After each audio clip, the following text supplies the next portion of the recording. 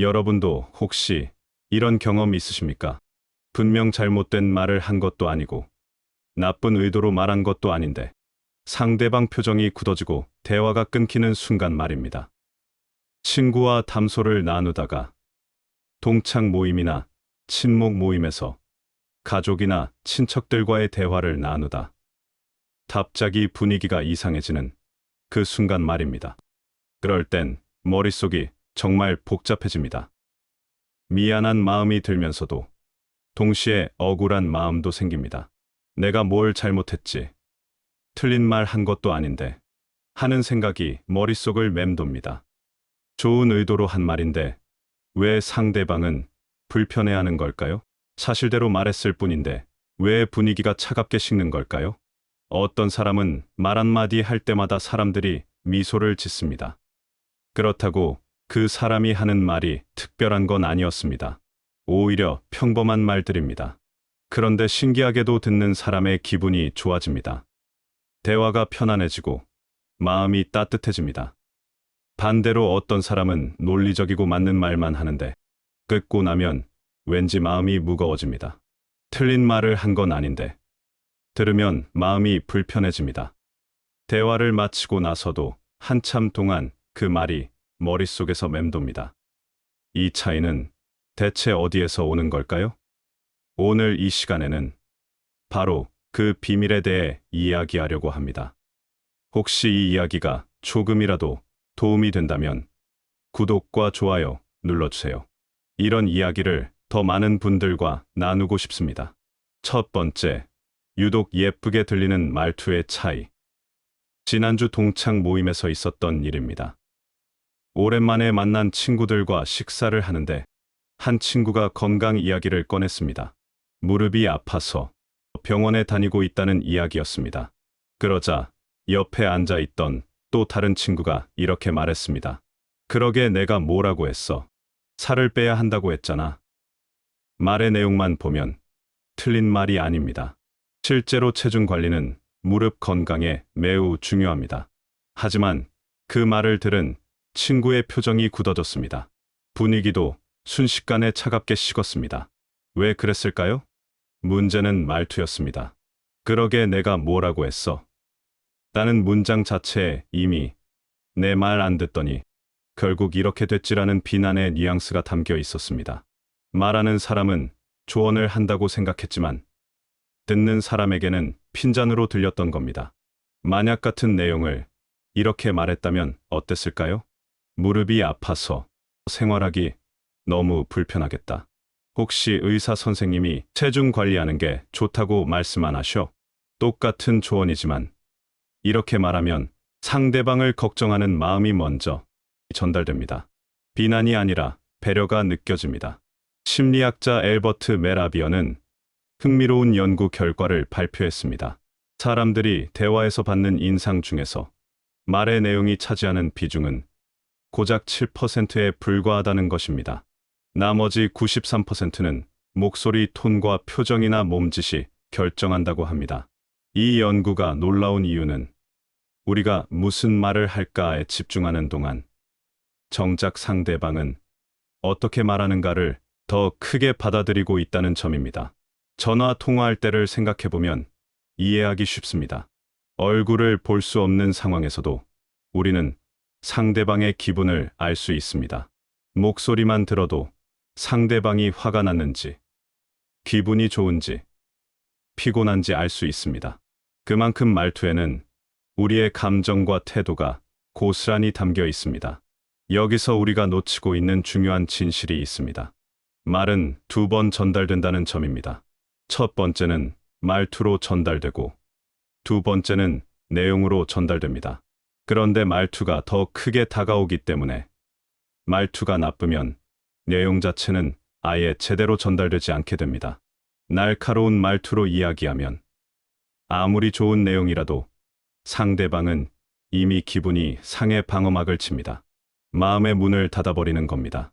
반대로 별다른 내용이 아니지만 부드러운 말투로 이야기하면 상대방은 그 별다르게 없는 말에서도 위로를 받고 힘을 얻습니다. 우리는 종종 이렇게 생각합니다. 말의 내용이 옳다면 말투는 중요하지 않다. 하지만 현실은 정반대입니다. 말투가 예쁘지 않으면 아무리 좋은 내용도 상대방에게 닿지 않습니다. 독일의 철학자 마르틴 부버는 이런 말을 남겼습니다. 진정한 대화는 말에서 시작되는 것이 아니라 태도에서 시작된다. 이 말의 의미를 곱씹어보면 우리가 상대방에게 어떤 태도로 다가가느냐가 이미 대화의 결과를 결정한다는 뜻입니다. 존중하는 태도로 말하면 그 말투 자체에서 이미 존중하고 있음을 느낍니다. 무시하는 태도로 말하면 말의 내용과 상관없이 무시하는 것처럼 느끼게 됩니다. 말투는 곧 태도입니다. 그리고 태도는 관계를 만듭니다. 좋은 말투는 좋은 관계를 만들고 좋은 관계는 좋은 인생을 만듭니다. 말투를 바꾸는 것은 단순히 말을 예쁘게 하는 것이 아니라 관계를 회복하고 인생을 풍요롭게 만드는 일입니다. 두 번째, 말투에는 말하는 사람의 태도가 묻어난다. 며칠 전 마트에서 계산을 하는데 뒤에 서 있던 손님이 계산원에게 이렇게 말했습니다. 빨리 좀 해주세요. 바쁘다고요. 말하는 내용 자체는 간단한 요청이었습니다. 하지만 그 말투에는 조급함과 짜증이 가득했습니다. 계산원은 이미 최선을 다해 빠르게 계산하고 있었지만 그 말을 듣고 표정이 굳어졌습니다. 저도 옆에서 듣고 있다가 마음이 불편해졌습니다. 같은 상황을 다르게 표현할 수도 있었을 겁니다. 죄송한데 제가 약속 시간이 촉박해서요. 혹시 조금만 서둘러 주실 수 있을까요? 이렇게 말했다면 계산원도 기꺼이 도와줬을 것이고 주변 사람들도 불편해하지 않았을 겁니다. 요청하는 내용은 똑같지만 말투가 완전히 다릅니다. 첫 번째 말투에는 나는 중요한 사람이고 당신은 나를 위해 빨리 움직여야 한다는 태도가 담겨 있었습니다. 두 번째 말투에는 나도 급하지만 당신도 최선을 다하고 있다는 걸 알고 있다는 존중이 담겨 있었습니다. 미국 UCLA 대학의 심리학과 교수인 매슈 리버먼은 뇌과학 연구를 통해 흥미로운 사실을 발견했습니다. 사람의 뇌는 말의 내용을 이해하기 전에 먼저 말투에서 감정을 느낀다는 것입니다. 이는 생존 본능과 관련이 있습니다.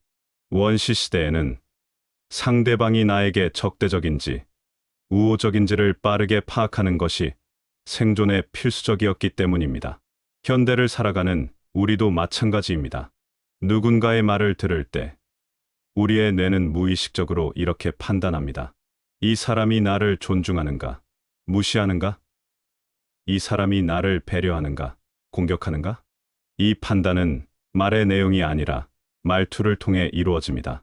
그래서 아무리 좋은 말을 해도 말투가 차갑거나 날카로우면 상대방의 뇌는 경계하도록 바뀌게 됩니다. 말투는 거짓말을 하지 않습니다.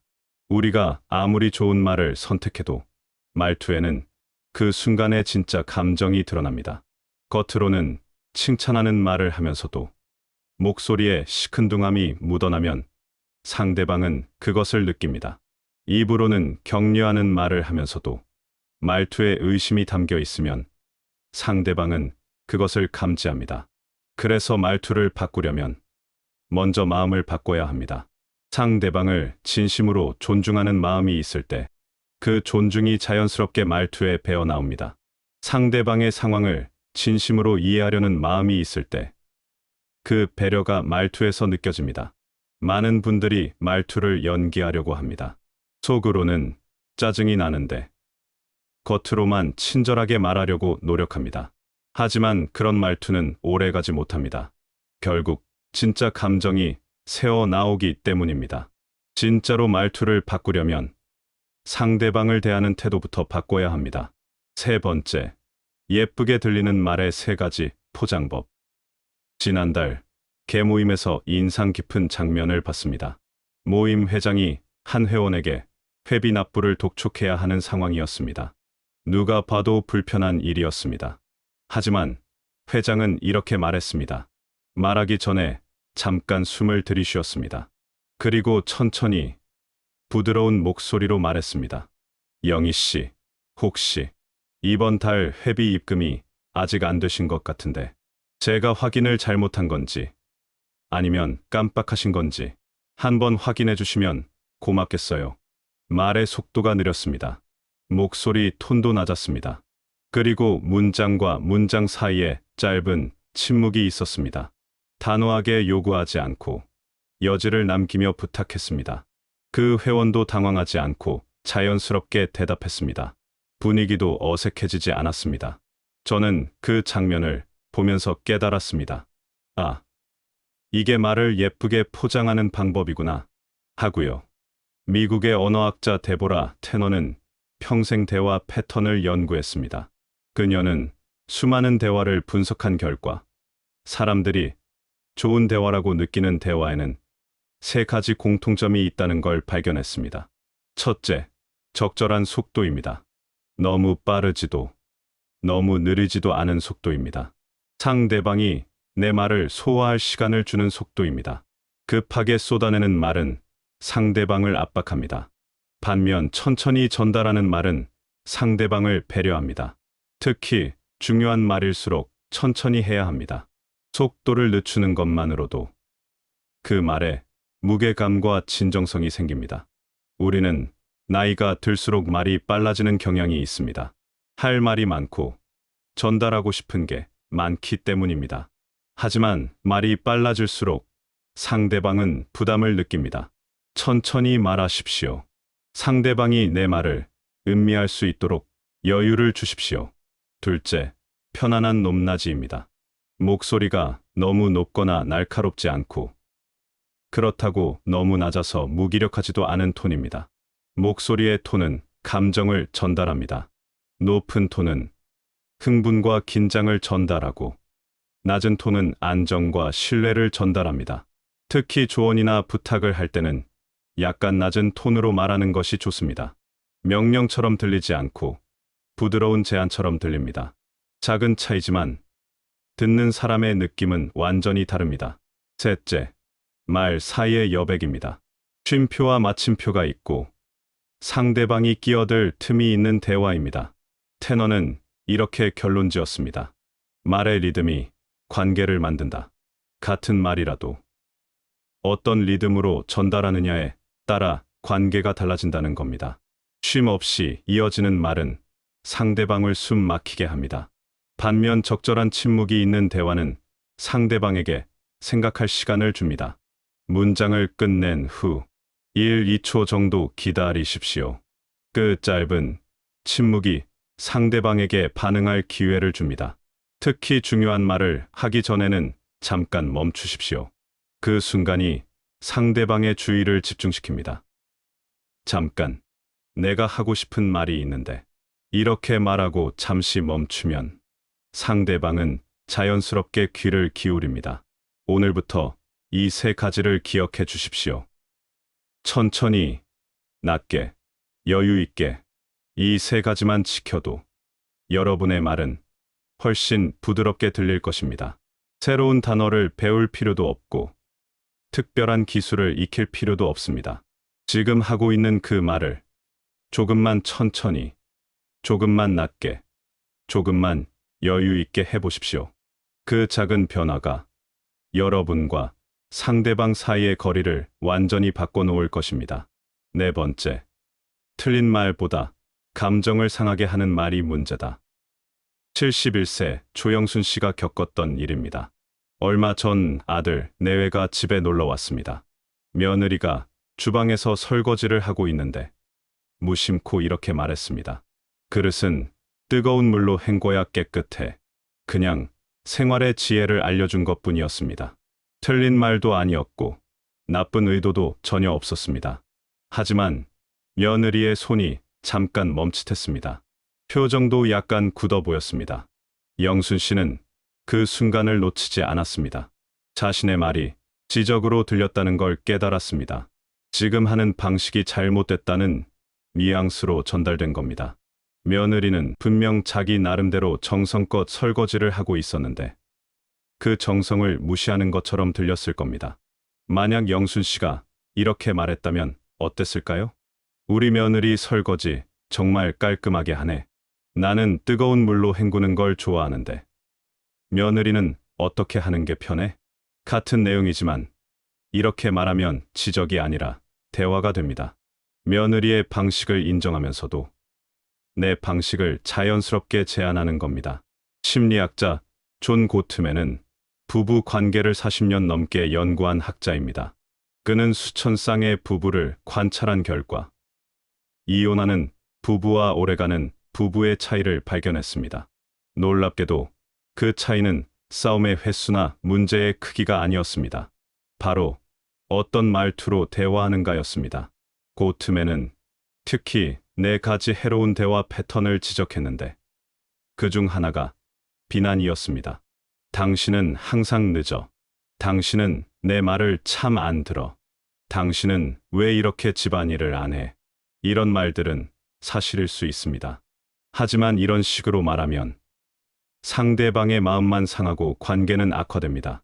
맞는 말이지만 감정을 상하게 하는 말이 관계를 망치는 겁니다. 우리는 종종 맞는 말에 집착합니다. 내가 틀린 말 했어? 내 말이 논리적으로 맞잖아. 이렇게 생각하며 자신을 정당화합니다. 하지만 관계에서 중요한 것은 누가 맞고 틀리고가 아닙니다. 상대방이 어떻게 느끼는가가 중요합니다. 맞는 말이라도 상대방이 상처받으면 그 말은 관계에 전혀 도움이 되지 않습니다. 사실이라도 상대방이 위축되면 그 말은 소통 자체를 막습니다. 논리적으로 옳아도 마음을 상하게 했다면 그 말은 서로 멀어지게만 만들 뿐입니다. 우리는 오랜 경험으로 많은 것을 알고 있습니다. 그래서 상대방의 잘못을 쉽게 지적할 수 있습니다. 하지만 그 지적이 아무리 옳고 정확해도 기분을 상하게 하면 상대방은 마음을 닫아버립니다. 탈무드에는 이런 구절이 있습니다. 진실을 말하되 사랑으로 포장하라. 진실은 중요합니다. 거짓말을 하라는 게 아닙니다. 하지만 진실을 전달하는 방식도 중요합니다. 진실이라는 이유로 상대방을 함부로 대해도 된다는 뜻이 아닙니다. 진실을 사랑으로 포장한다는 것은 상대방이 그 진실을 받아들일 수 있도록 배려하는 것입니다. 상대방의 자존심을 지켜주면서도 필요한 말을 전달하는 것입니다. 맞는 말을 하는 것보다 중요한 건 따뜻하게 들리는 말을 하는 것입니다. 논리적으로 말을 하는 것보다 중요한 게 상대방이 받아들일 수 있는 말을 하는 것입니다. 우리가 살아가면서 얻은 지혜는 다른 사람을 가르치려고 있는 게 아닙니다. 다른 사람을 따뜻하게 감싸주려고 있는 겁니다. 맞는 말을 할 때도 그 말이 상대방의 마음이 상하지 않도록 포장해 주십시오. 그것이 진짜 지혜입니다. 5번째, 가족일수록 말 포장이 더 중요하다. 한 친구가 저에게 이런 이야기를 했습니다. 남편이랑 결혼 생활 30년 넘게 했는데 요즘 들어 남편 말투가 견디기 힘들어. 내가 뭘 해도 그렇게 하면 안 되지. 내가 몇 번을 말했어. 당신은 왜 맨날 그래? 이런 식으로 말해. 틀린 말은 아닌데 듣고 있으면 나 스스로 한심한 사람처럼 느껴져. 이 친구의 남편은 아내를 사랑합니다. 그건 확실합니다.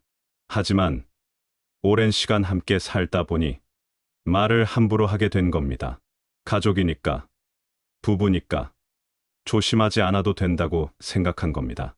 하지만 현실은 정반대입니다. 가족일수록, 가까운 사이일수록 말을 더 조심해야 합니다. 가까운 사람의 말이 더 깊이, 더 오래 남으니까요. 길에서 스쳐 지나가는 사람이 당신 왜 그래? 라고 하면 우리는 이상한 사람이네 하고 잊어버립니다. 하지만 배우자가 당신은 왜 맨날 그래? 라고 하면 그 말은 가슴에 콕 박힙니다. 밤에 잠드는 순간까지 머릿속에 맴돕니다. 심리학자 해리 할로우는 원숭이 실험으로 유명합니다. 그는 새끼 원숭이를 2 종류의 인형 어미에게 맡겼습니다. 하나는 철사로 만든 어미였고 다른 하나는 부드러운 천으로 만든 어미였습니다. 철사 어미는 우유를 제공했지만 새끼 원숭이들은 우유가 없는 부드러운 천으로 만든 어미에게 더 많이 매달렸습니다. 이 실험이 주는 교훈은 명확합니다. 생존에 필요한 우유보다 정서적 안정감을 주는 부드러움이 더 중요하다는 것입니다. 가족 관계도 마찬가지입니다. 정확한 조언이나 현명한 충고보다 따뜻한 말투와 부드러운 태도가 더 중요합니다. 가족은 우리에게 정보를 제공하는 사람이 아니라 정서적 안정감을 주는 사람들이기 때문입니다. 우리는 종종 착각합니다. 가족은 뭘 해도 이해해 줄 거야. 내가 좀 말을 거칠게 해도 괜찮을 거야. 하지만 이것은 큰 오해입니다. 가족이라고 해서 상처받지 않는 게 아닙니다. 오히려 가족의 말이 더 아픕니다. 게다가 가족으로부터는 도망칠 수도 없습니다. 직장 상사의 말이 거슬리면 퇴근이라도 할 수 있고, 친구의 말이 거슬리면 멀리하면 그만이지만 가족은 벗어날 곳이 없습니다. 집이 편안한 곳이 아니라 불편하기만 한 공간이 되는 것입니다. 칼릴 지브라는 예언자에서 이렇게 말했습니다. 서로 사랑하되 사랑으로 구속하지 말라. 함께 있되 거리를 두어라. 이 말의 핵심은 가까워질수록 더 조심해야 한다는 뜻입니다. 가족이라는 이유로 함부로 대하지 말고 오히려 더 정중하게, 더 부드럽게 대하라는 겁니다. 진짜 사랑은 편하게 대하는 게 아니라 편안하게 대하는 겁니다. 편하게 대한다는 것은 나만 편한 것이고, 편안하게 대한다는 것은 상대방도 편한 겁니다. 여러분, 오늘 집에 돌아가시거든 가족에게 말을 거십시오. 평소보다 조금 더 천천히, 조금 더 부드럽게 말해 보십시오. 지적하고 싶은 말이 있어도 한번 포장해서 전달해 보십시오. 당신 또 그런 애가 아니라 오늘 피곤해 보이는데 괜찮아? 라고 말해 보십시오. 가족은 내 편이지만 함부로 해도 되는 사람들이 아닙니다. 오히려 가장 소중하기 때문에 가장 조심해야 하는 사람들입니다. 가족에게 말을 예쁘게 포장해 주는 것. 그것이 진짜 사랑입니다. 6번째, 조언이나 충고를 예쁘게 들리게 하는 법.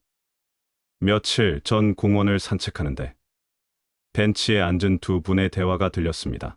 한 분이 손주 이야기를 하고 있었습니다. 손주가 공부를 안 해서 걱정이라는 이야기였습니다.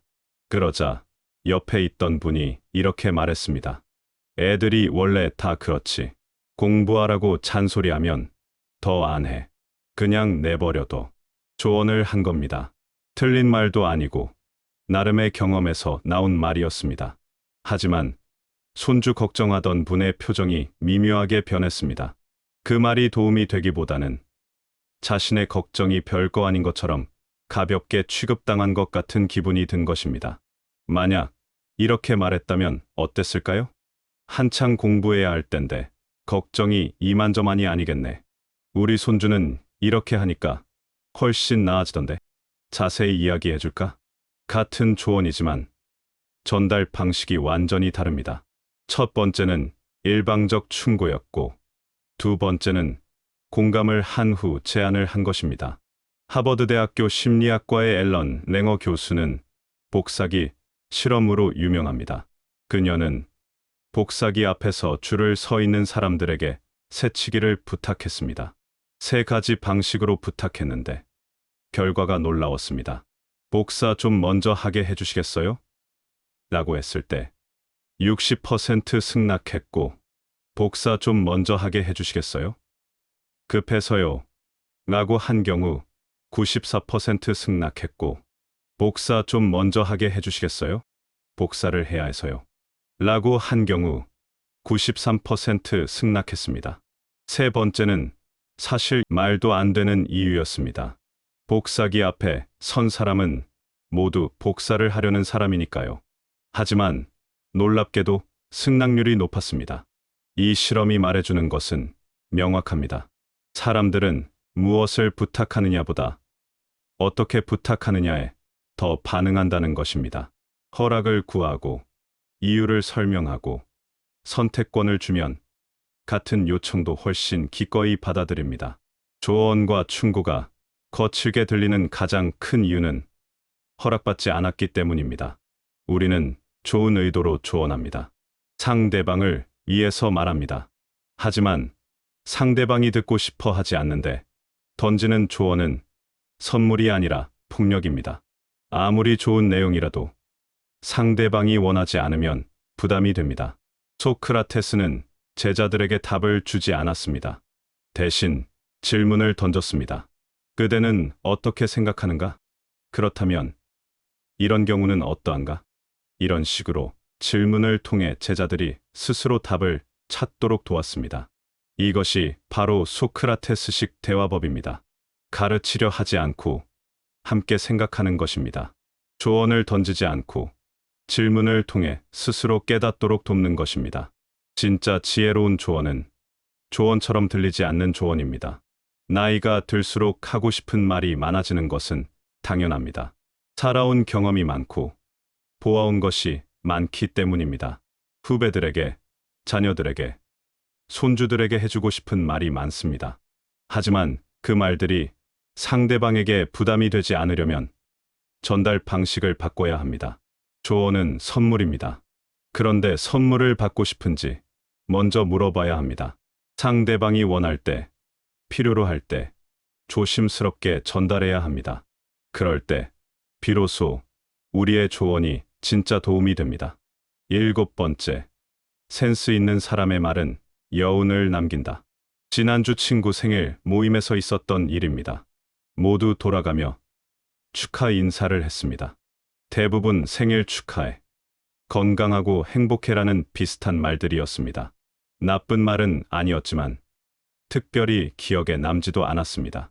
그런데 한 친구가 이렇게 말했습니다. 희수가, 너랑 알고 지낸 지 벌써 40년이 넘었네.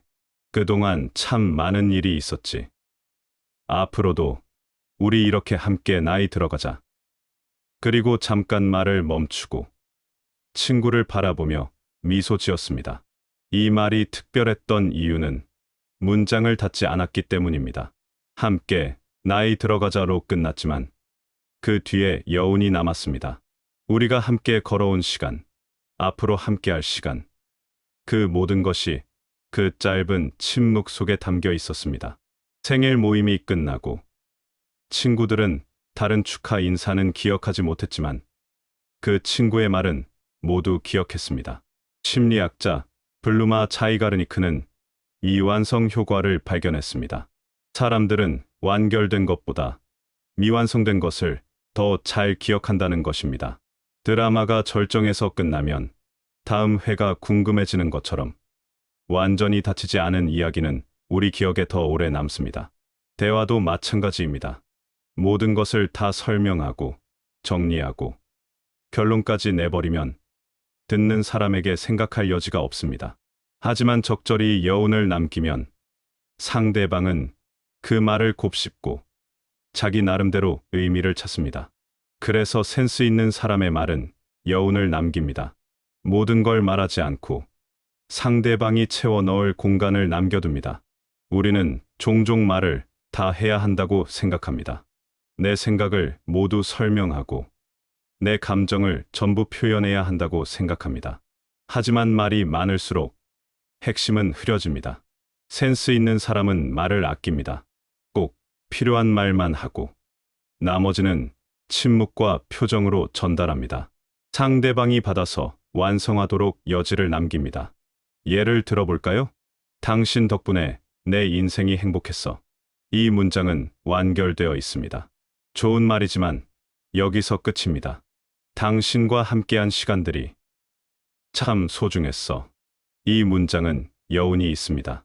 시간들이 다음의 침묵에서 듣는 사람은 수많은 추억을 떠올립니다. 말하는 사람보다 듣는 사람이 더 많은 것을 느낍니다. 동양 철학에는 여백의 미학이라는 개념이 있습니다. 그림에서도 가득 채우는 것보다 비워두는 공간이 그림의 깊이를 만듭니다. 대화도 마찬가지입니다. 말로 가득 채우는 것보다 침묵과 여운이 대화의 깊이를 만듭니다. 노자는 이렇게 말했습니다. 아는 사람은 말하지 않고 말하는 사람은 알지 못한다. 이 말이 의미하는 것은 진짜 깊이 있는 사람은 많이 말하지 않는다는 것입니다. 꼭 필요한 말만 하고 나머지는 상대방의 상상에 맡깁니다. 그래서 그의 말은 더 무겁고 더 오래 기억됩니다. 대화를 끝낼 때 모든 것을 정리하려고 하지 마십시오. 마지막 문장을 던지고 잠깐 침묵하십시오. 상대방이 그 말을 음미할 시간을 주십시오. 여러분이 말하지 않은 것을 상대방이 마음속으로 채워 넣을 공간을 주십시오. 말이 끝나도 대화가 계속되는 것. 그것이 진짜 센스입니다. 여러분의 말이 상대방의 마음속에서 계속 울리도록 여운을 남기십시오. 8번째, 나이 들수록 말투는 그 사람의 인격이 된다. 동네에서 존경받는 한 어르신이 계십니다. 특별히 많이 배우신 분도 아니고 부자도 아닙니다. 하지만 사람들은 그분을 만나면 기분이 좋아집니다. 무슨 비결일까? 궁금해서 유심히 살펴봤습니다. 그분은 말을 할 때 절대 서두르지 않습니다. 누가 말을 걸면 하던 일을 멈추고 상대방을 바라봅니다. 그리고 천천히 부드럽게 대답합니다. 절대 큰 소리를 내지 않고 절대 날카롭게 말하지 않습니다. 누군가 실수를 해도 괜찮아. 누구나 그럴 수 있어 라고 말합니다. 조언을 할 때도 내 생각에는 이라고 겸손하게 시작합니다. 대화가 끝날 때도 여운을 남기며 생각해봐 라고 말합니다.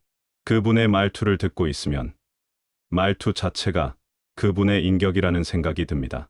부드러운 말투가 쌓이고 쌓여서 그분의 이미지를 만들어낸 겁니다. 심리학자 윌리엄 제임스는 이렇게 말했습니다. 생각이 행동을 만들고, 행동이 습관을 만들고, 습관이 인격을 만들고, 인격이 운명을 만든다. 말투도 마찬가지입니다. 매일 반복되는 말투는 습관이 되고, 습관이 된 말투는 그 사람의 인격이 됩니다. 그리고 그 인격이 인간관계와 평판을 좌우합니다. 연구에 따르면 사람들은 누군가를 처음 만나고 7초 안에 첫인상을 형성한다고 합니다. 그리고 그 첫인상의 가장 큰 요소는 목소리와 말투입니다. 외모가 아닙니다. 어떻게 말하느냐가 그 사람의 인상을 결정합니다. 나이가 들수록 이것은 더 중요해집니다. 젊었을 때는 실수해도 아직 젊어서 그래 라고 이해해 줍니다. 하지만 나이가 들면 말투가 곧 그 사람의 전부로 받아들여집니다. 세월이 흐르며 얼굴에 주름이 생기듯 말투에도 주름이 생깁니다. 평생 부드럽게 말한 사람의 말투에는 온화함이 배어 있습니다. 반면 평생 날카롭게 말한 사람의 말투에는 거침이 묻어 있습니다. 말투는 거짓말하지 않습니다. 아무리 좋은 단어를 선택해도 말투에서 진짜 마음이 드러납니다. 그래서 나이 들수록 말투에 신중해야 합니다. 말투가 곧 인격이 되기 때문입니다. 다행인 건 말투는 바꿀 수 있다는 것입니다.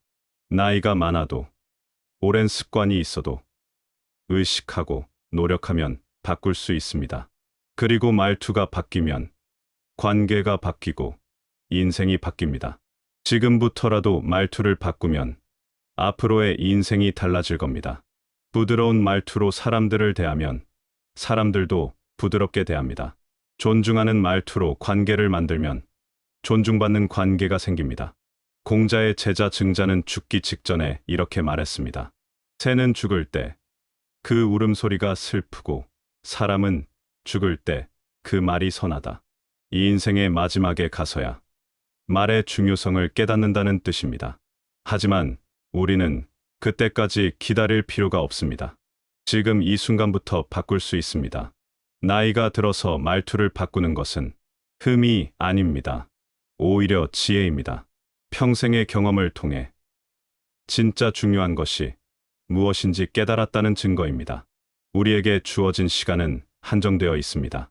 하지만 그 한정된 시간을 어떻게 쓸지는 우리가 선택할 수 있습니다.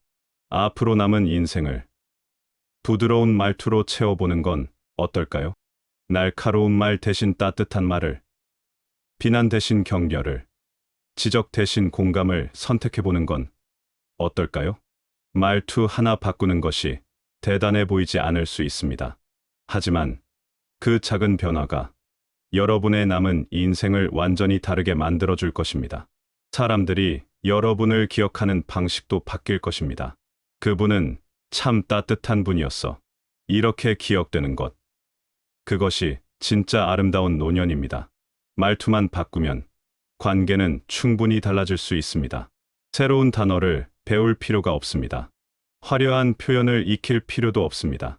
지금 하고 있는 그 말을 조금만 천천히, 조금만 부드럽게, 조금만 여유 있게 전달하면 됩니다.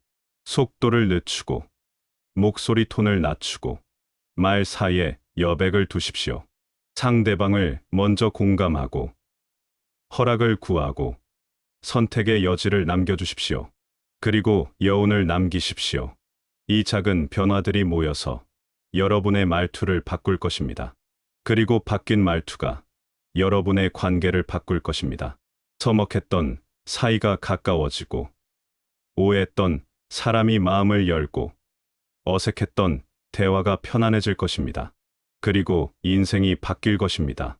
지금까지 황금길 라디오와 함께 해주셔서 감사합니다. 오늘 이야기가 조금이라도 위로가 되었다면 구독과 좋아요 부탁드립니다. 여러분의 마음이 한결 가벼워지는 영상으로 찾아뵙겠습니다.